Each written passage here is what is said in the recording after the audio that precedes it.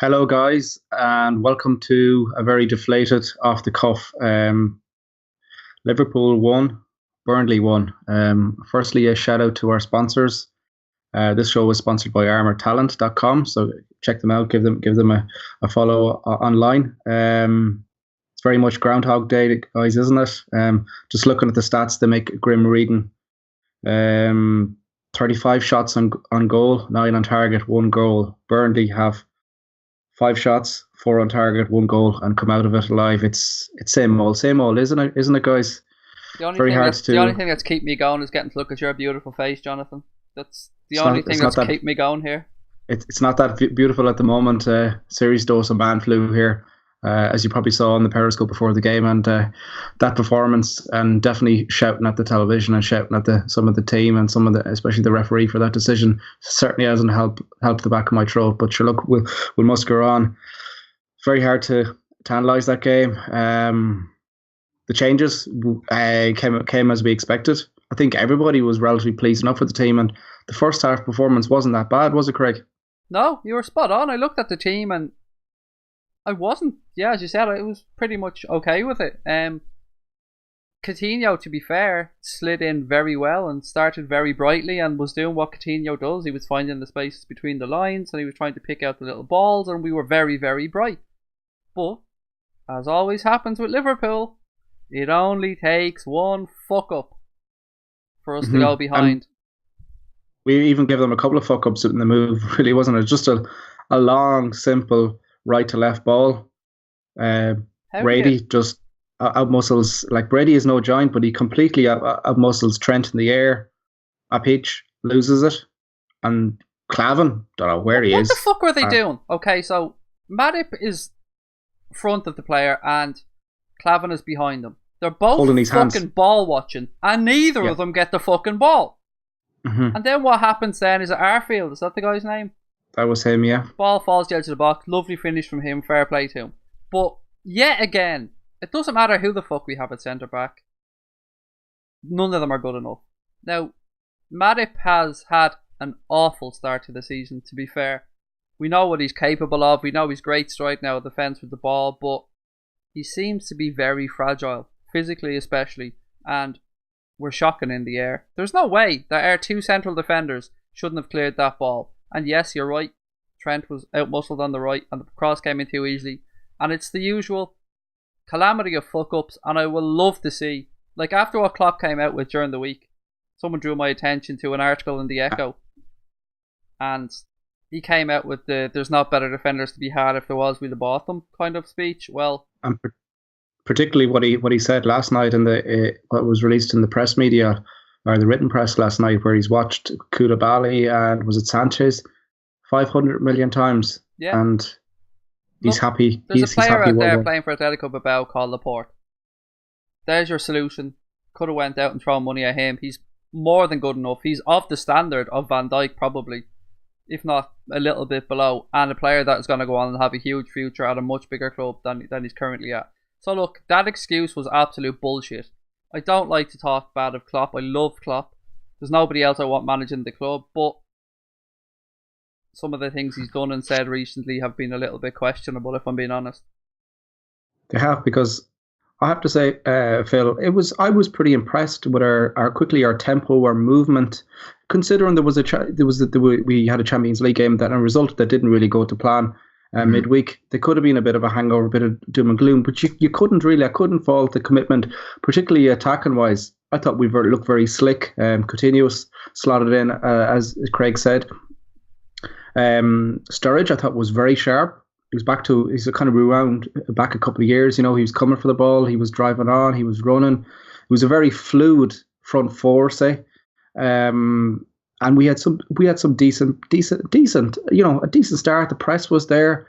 Everything was going all so well till just one ball forward, and it's 1-1. What did you think? Were you along those lines, or are you going to find some negativity in that?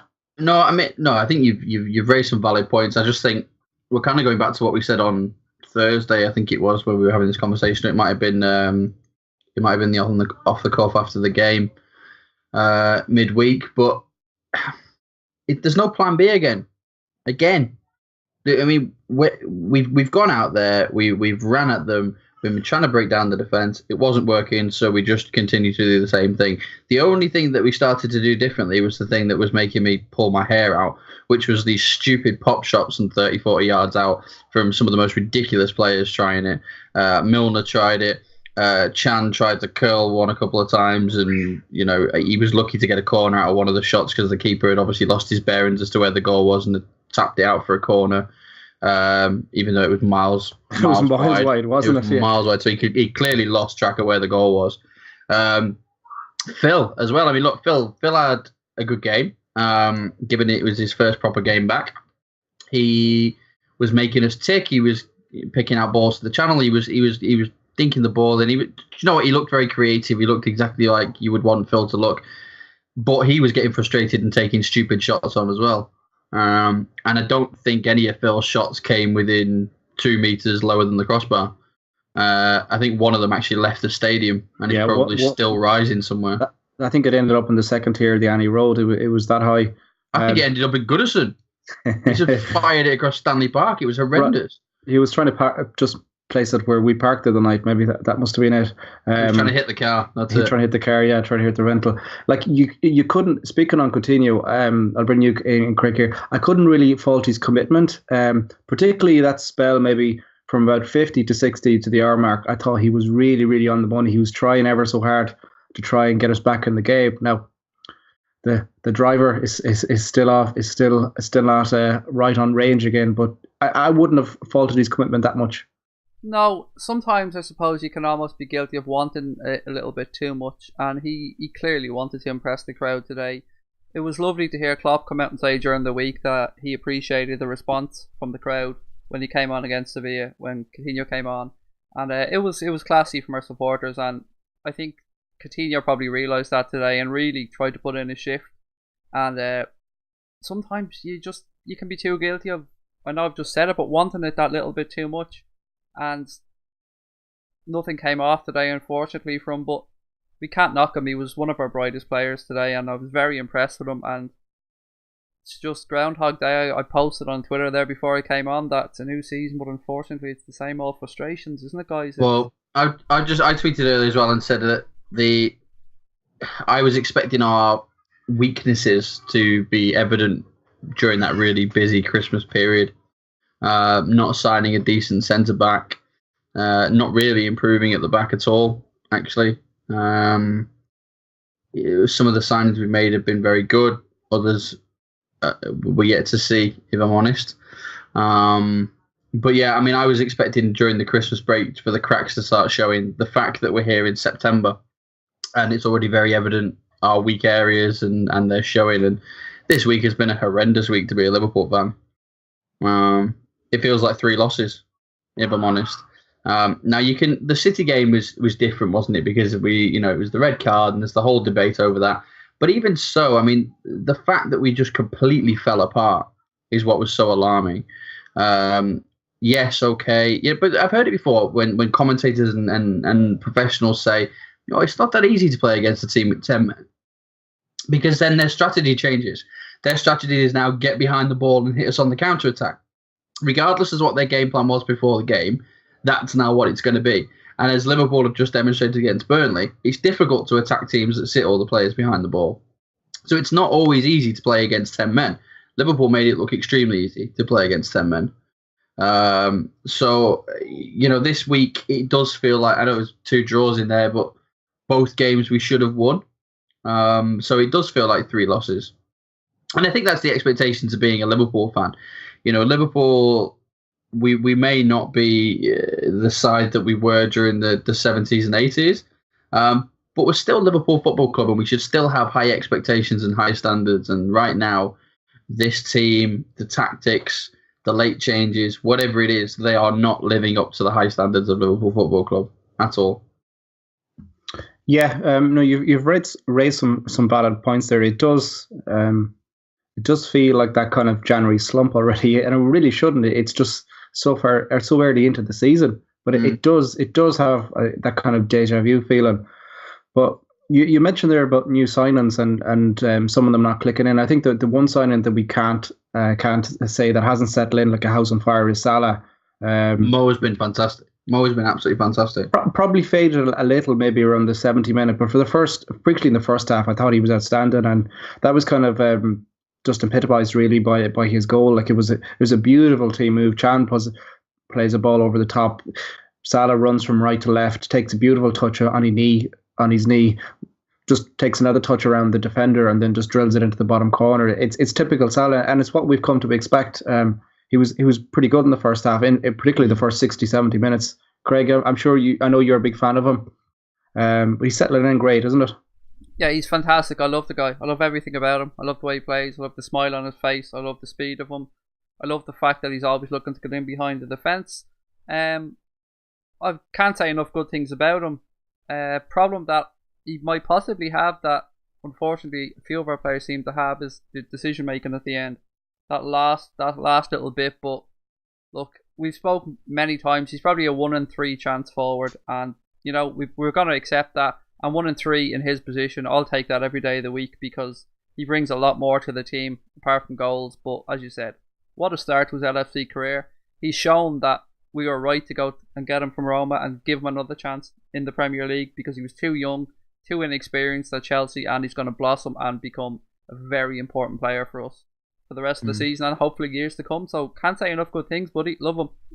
Yeah, and for me, which I find most impressive, obviously we know he's attacking way. I love the way the ball is played to him, and it could even be played tight to him in front of him, and his first touch just trying to spin the defender or get in behind or cut in from the right channel. But what I'm starting to love is his work rate. He's really getting stuck in. If he loses the ball, he's harassing. He actually popped the ball back, almost taking lessons off Bobby there. He's starting that press as well. So he looks like he's just fitted seamlessly into the team.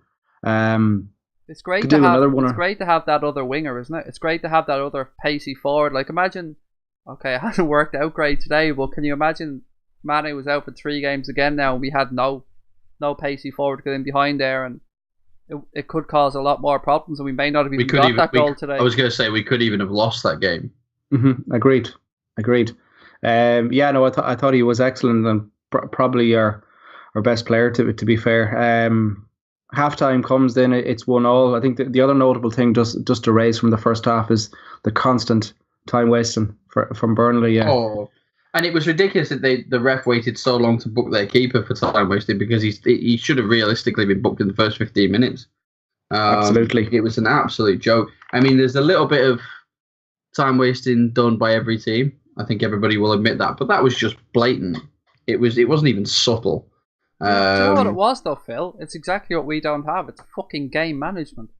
Yeah, also true. It's okay, we're sitting here frustrated as fuck and screaming abuse, but it's exactly what he should be doing.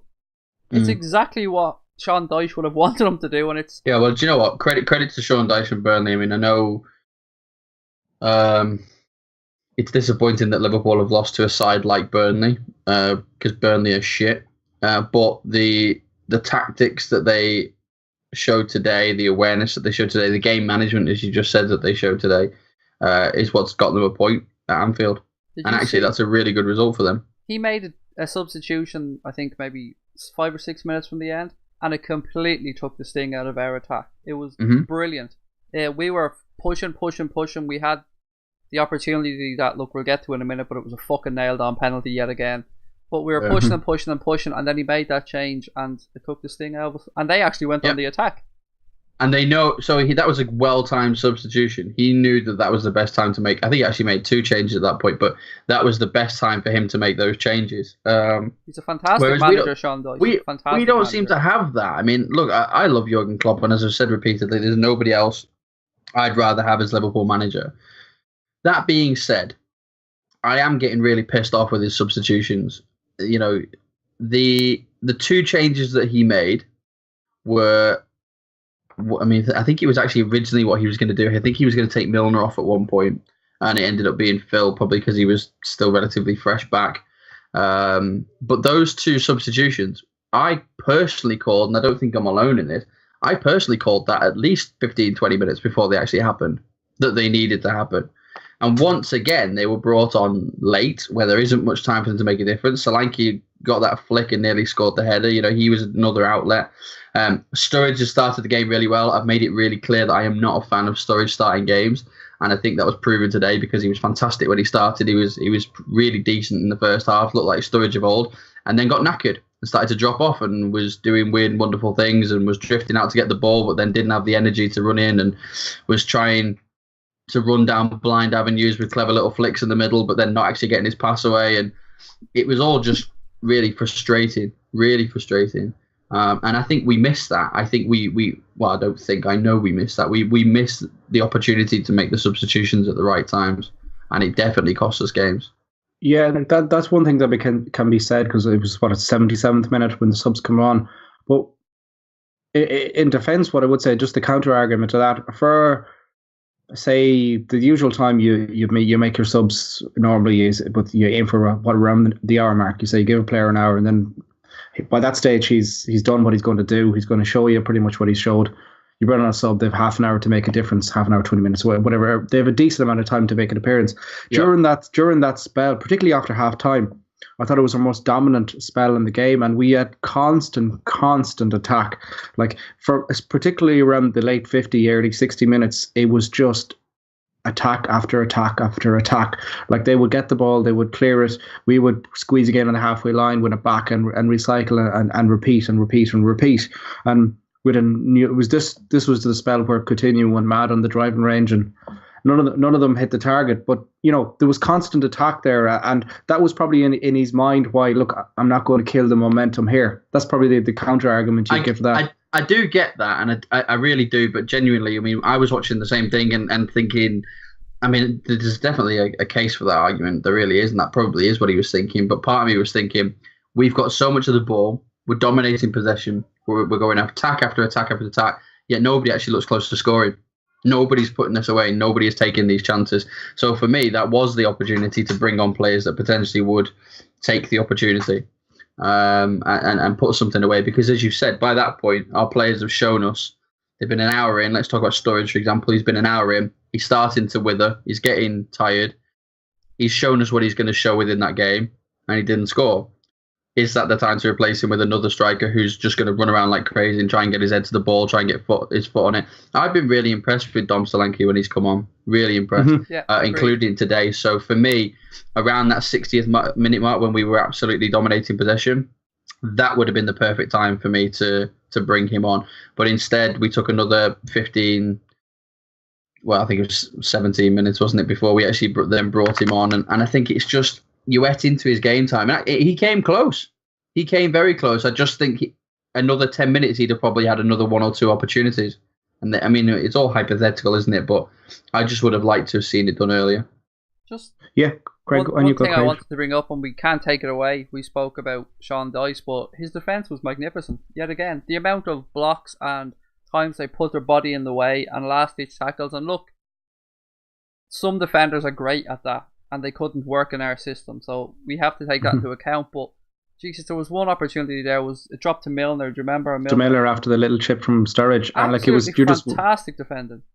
The defender comes from no place and comes just charges himself, loses all respect for his dignity and well-being, and just launches him in, and it was an excellent block, because Milner had hit that from close range at such pace. It would have been very difficult to stop it. Yeah, that's the one that sticks in my head as well.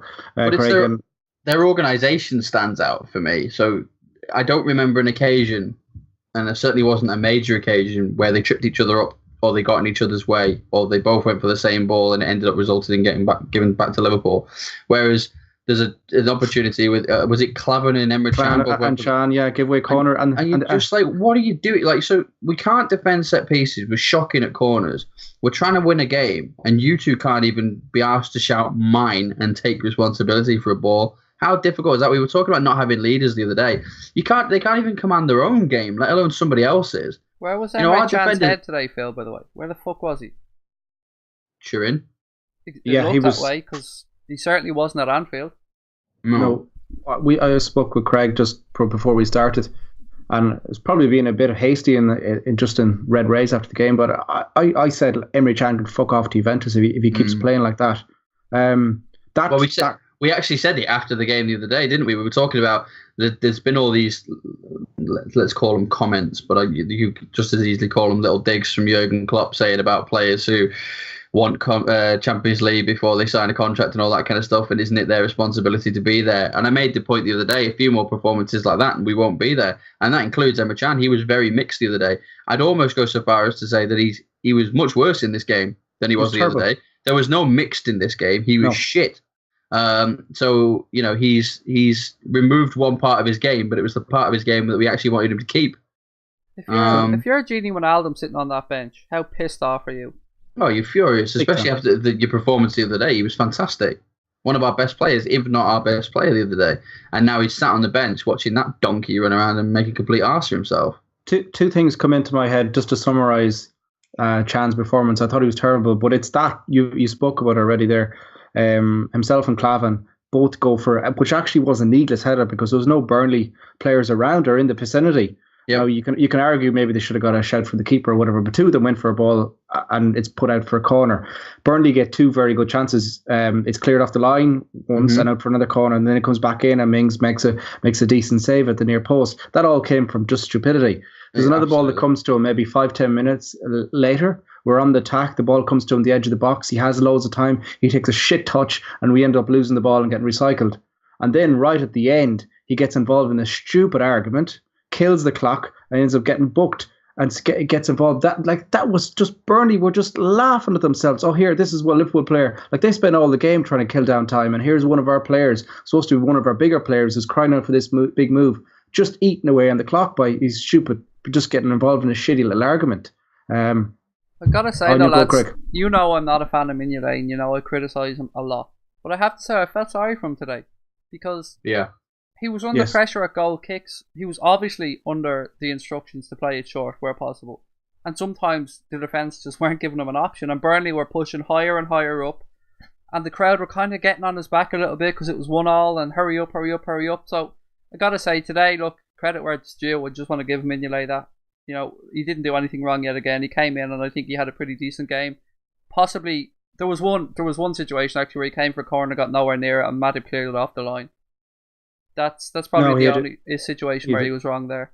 He had a decent, and then there was another one where I think there's been another defensive mix-up, and he just comes out and he catches the ball very bravely, kind of knocks one or two of our players out of the way, and then just throws the ball quickly out and starts to attack. Which that's what we like to see, and I couldn't fault him at all today. There isn't. Look, we've been very negative on the pod so far, and rightly so, because Jesus Christ, we're as frustrated as anybody else out there that watched the game.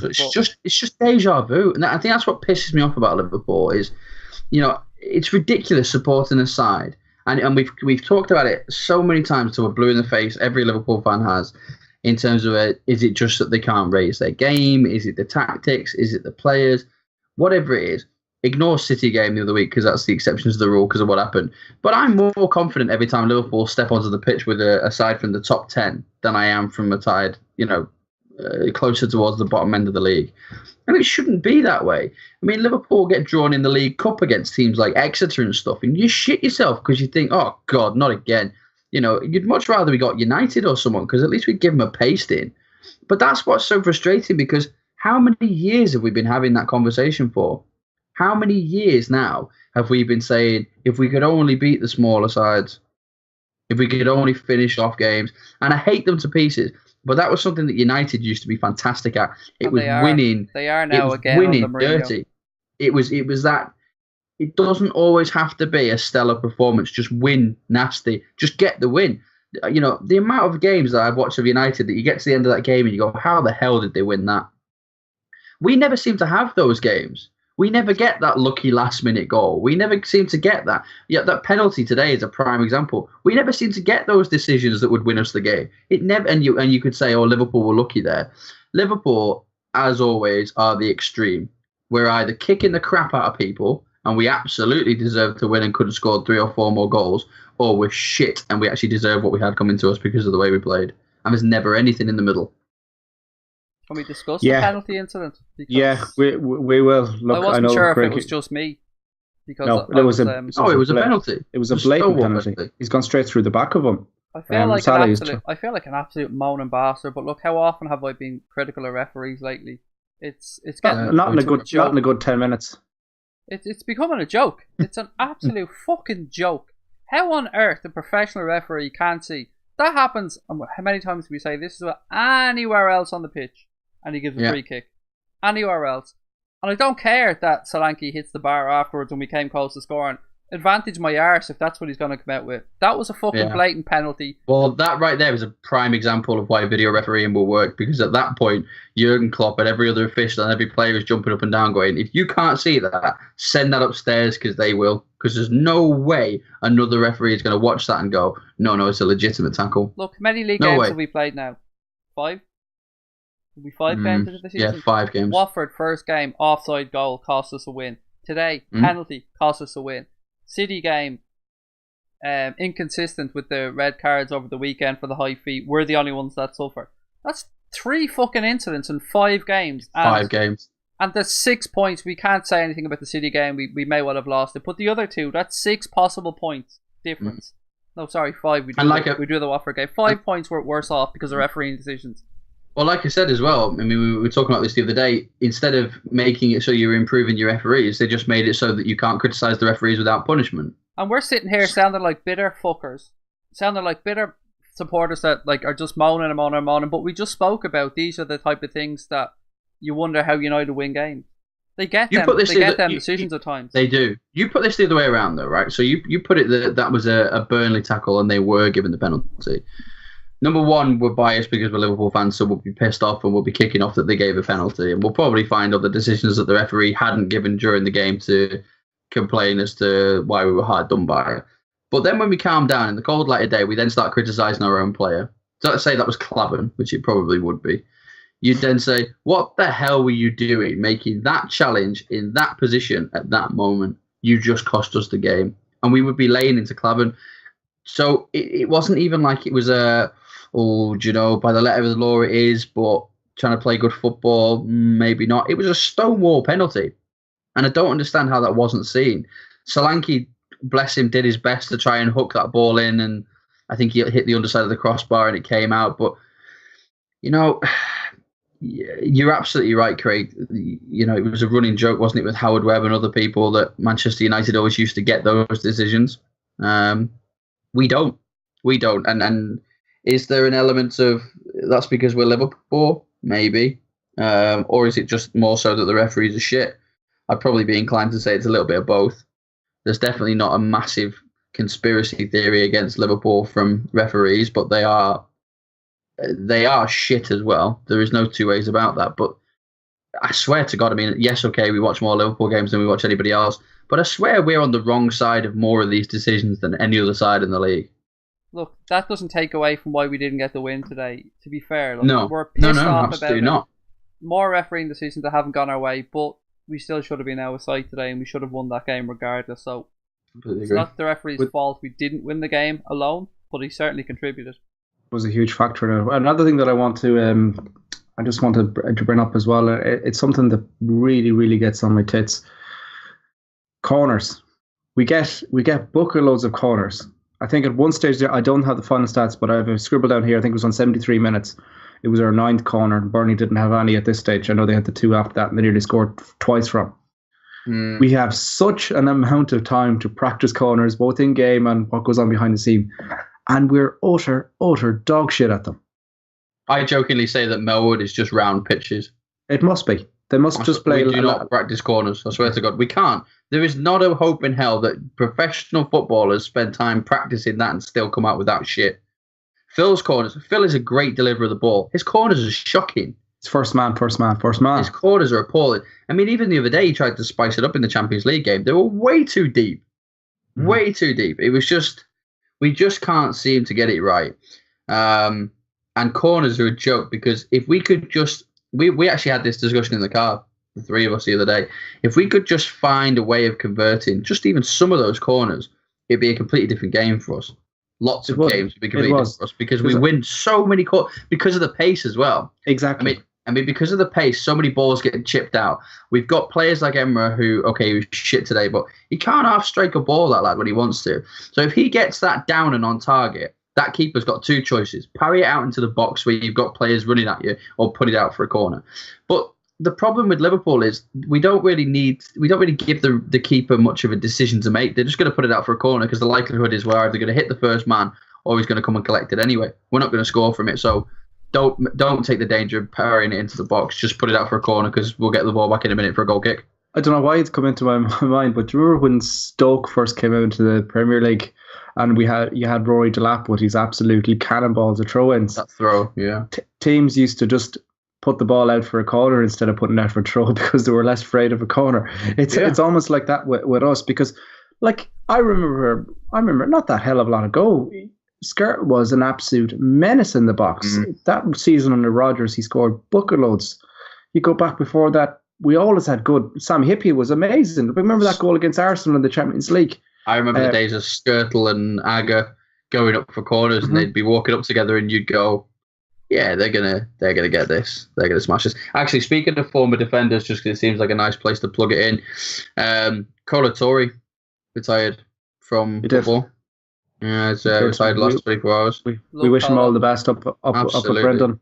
Absolutely love Colo. Top lad. We could nearly do with someone like that in our team at the moment now. Look, I think we've moaned enough about this game. Apologies for so negative, but it just feels it's one punch after another in the ribs. Try and take some positives from it. Salah again for me. Some of our attacking plays, we get Phil back on the pitch again. It's another 77 minutes under his belt. He looks like his head is back on it. Lovren must be off to Barcelona. He has that sore back, mystery sore back. So God help Barcelona in January when they come get him. Not really a hell of a. I was going to say I've got emotional back pain after that game. I think we all do. I've got emotional ball ache after that game. Usually at this stage we'll do a kind of a whip around poll on man of the match, but for me it's a no-brainer with Salah. Unless anybody disagrees. Did anybody else play well? Coutinho played well, to be fair. Coutinho played okay. It's definitely not. Robertson was okay. You can't look any further. You can't look any further than Mo. I put a tweet out about Robertson during the game and said, is he a massive bellend or something? Because he hardly ever gets picked, and then when he does, they just don't pass to him. Firmino and Coutinho just completely ignore him. It's like he's not there. I think that's just, he just has to gain the respect on the field, and until he does that, passes are going to be looked elsewhere. Special shout out to Trent for a few of his crosses, by the way. He was caught out defensively a lot, but Jesus, he put some lovely balls into the box. Shocking moments. He had some shocking moments. I had him down. I didn't want to harp on it again because we have enough negativity, but I thought it was a second poor game in a row, and I thought some of his crossing in the second half there especially was dog shit. Well, he ruined the last chance of the game. Beautiful ball before half time from the front of the right hand side of the box, and I think it was Sturridge was maybe a yard or two away from getting to it. I love anyone that whips the ball into the box like that, which is why I really like Robertson. But you're right, he was dog shit defensively. And some of his tackles were appalling. I have him scribbled down a huge right here at the end where he just spunked the last attack. Well, that was the last attack. We were actually all over them. Ball comes out to him. We must have had best part of 5 or 6 players in the box ready for the ball, and he dinks it out and it overhits it and it goes out for a goal kick, and that's the end of it. I'd completely forgotten about that. You're right. Are we the worst headers of a ball in the Premier League as well? We don't seem to ever try and aim our headers. We just put them up in the air, forward and up. You mean, just to clarify, by we, do we mean Liverpool or us? All of us. We're better than them. Because there's been a few occasions where the ball's dropping out of the air and we've got, say, 3 players within 5 or 6 yards of the player that's about to head the ball. And rather than try and just gently knock it down to one of them, we just loop it 10 yards forward into the air and usually lose the second ball. Yeah, that happened a lot, Anna. And again, to harp out one last time, but he's pissed me off so much. No, I can cope with a player having a bad performance. Look, everyone's not going to have a good day, but it's just the bullshit then of I want this move, I want that. Just do your talking on the pitch is my firm motto. But the ball goes midway through the second half.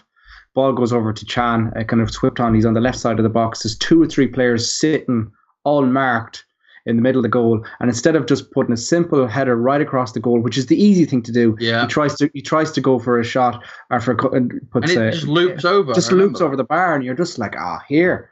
And like you can see Sturridge come around and just give him the devils. But it's decision making. It's his decision making is what's so disappointing. I mean, there was an occasion as well. I can't remember exactly what it was. I think it was the second half. We were on the attack. There must have been 4 or 5 players. Ball's pinging around. Comes out to him on the edge of the box, and instead of trying to pass to someone or just put it in, he absolutely. I think that's the one he tried to curl actually. And he tries to curl it into the top corner. It was the one that goes wide, and we ended up winning a corner from it. But he was very lucky we got a corner from it, if I'm honest. It was miles wide. Yeah, it was miles wide. The keeper just lost his bearings. Now, had that ball have gone out for a goal kick, he literally just squandered a fantastic attacking opportunity with loads of players up top. And he does that repeatedly.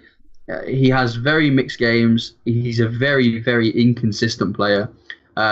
I'm really sick to death of him. And to be honest, I think we should show some balls with him. If he doesn't sign his contract extension soon and start getting his head in the game and knuckling down and getting back to work, I don't think he should be playing. I think there are players in that squad that need the game time, that have the opportunity to improve. Why are we trying to improve Emre Can to go and play well at Juventus? Fuck him. I'm literally sitting here watching Leipzig play now against Mönchengladbach and watching Naby Keita, and he is just he's great, tearing it up in midfield, making breaks, breaking the line. Bossing it. But look, it's not exactly good to us now, but do. at least we know he's on the way. That's some positive. But our decision making has been something we've questioned a lot, and it's a shame because that's the difference between a good player and that top level, next level player and teams. How many times does Messi show up just in the right position at the right time and get that winner? Same with Ronaldo. I hate the guy, but he's amazing at it. I thought Chamberlain did okay when he came on, to be fair, for his little cameo. Me too. It showed a bit of energy. Solanke, I thought, was very as Phil said, he's been fucking really good when he's come on. I like Solanke a lot. I think he's got a big future. Just moving on, we'll wrap this up shortly, but we'll just give a little shout out. So we were back to the League Cup on Tuesday night. We have 2 games in a row against Leicester away. It's kind of a bit of a unique setup, but you would imagine that'll be in multiple changes again. And I hope the likes of, I know personally, I hope Solanke starts. I would like to see massively. I hope the likes of Gruish gets a run in midfield. A couple of Woodburn, I'd like to come in. I'd like to just to see us just to shake things up a bit, because for a number of reasons. So Klopp can go to the players in, look, these guys have played well. How's your chance? Hopefully we'll get to see Danny Ward in goal as well. It's been too long since we've seen him play for us. And the League Cup always kind of excites me in a way when you can get to see young, promising talents get an opportunity, and we get to see someone else. And look, God knows we're crying out for a bit of freshness at the moment, aren't we? It's sensible as well, because what you say to your, let's call them the first teamers, is you get in a rest during this game. We're going to play these players, but by the way, you're not actually playing that well. So if they have a good performance here, be watching over your shoulder, because there's. And that's what more motivation do you want to give to the younger players as well, and the fringe players, to say to them before the game, listen, this is your chance. Not just because they need a rest, but because they're not actually setting the world on fire. So you go out there and impress me, and we're having a conversation about the next game of the weekend. And often that's not the case with teams. You've got your starting 11, you've got your first team, and it's very difficult for the fringe players to break into that. I think the likes of Ben Woodburn or anybody like that coming out and actually having a stormer of a game, you cause the manager a few headaches as to whether or not he gets in that squad. You do, because you're just saying, look, we're playing again here at the weekend, the exact same team, exactly. Stadium. You played well, so you're coming back. Can I just give a special shout out to the idiot that started the Klopp Out account on Twitter? Just a special little message from me to you. Go fuck yourself. Yeah, go find a block and bounce your head off it. Yeah, absolutely. That's the type of idiot we don't need in our fan base whatsoever. Nothing wrong with constructive criticism. Everybody's open absolutely. to it. We've openly spent on here. God, we're nearly 40 minutes at this stage, and we've dissected constructively the players and managements. But this bullshit kind of social media looking attention, clap out, this. Just go bounce your head off a black wall and do us all a favour. Fans like this need to give their heads a wobble. Just go on Google, go to YouTube, and search for Roy Hodgson as Liverpool manager, and just give your fucking head a wobble. The fact that we've got Jurgen Klopp as our manager is fantastic for Liverpool, because if I'm honest, with the squad that he inherited and everything else, and the owners, let's not get into the owners because there's another 40 minutes. we don't deserve Jurgen Klopp. We didn't at that point. He's starting to put his authority a bit more on the team now.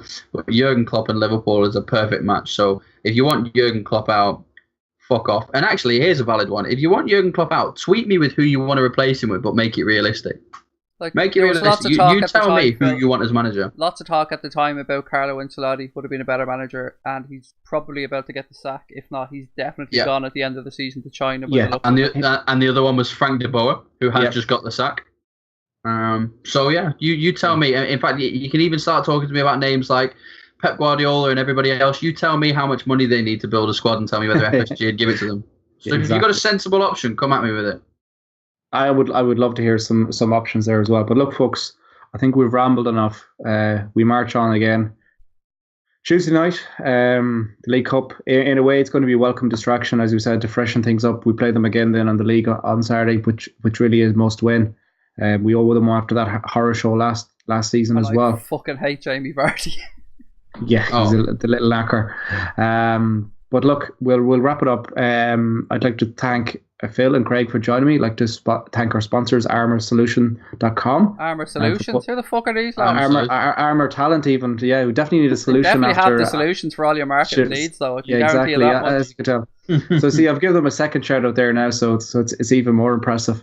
The guys will be back on Monday with the Woolcast for the usual carnage. We may have a special guest as well, Jonathan, but we're not going to confirm anything yet. Maybe we won't, as you said, we won't confirm or deny, but keep an eye out, folks. It could be a big one, and go enjoy the rest of your weekend. Up the Reds, folks. Up the Reds.